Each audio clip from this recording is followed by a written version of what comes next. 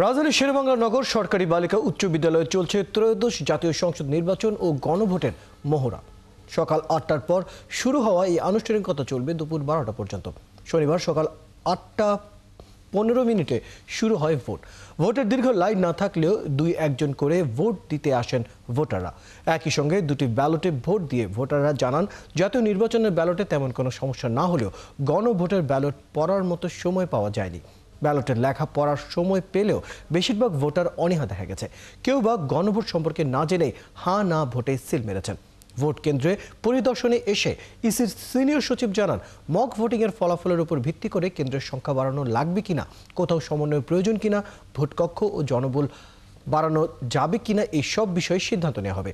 ইসির মক ভোটিংয়ে নারী পুরুষ মিলে ৫০০ জন ভোটার ভোট দেওয়ার কথা রয়েছে।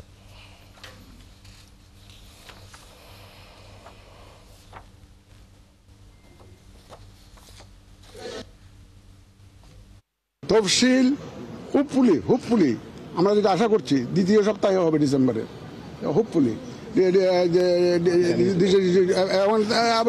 ডেটগুলো আপনারা তখন জানতে পারবেন, তফসিল হলে জানতে পারবেন, এবং hopefully it will be in the second week of December.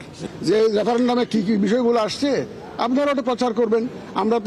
আমরা আমাদের পক্ষ থেকে আপনারা ব্যাপক প্রচার শুরু হবে, দেখবেন ইনশাল্লাহ।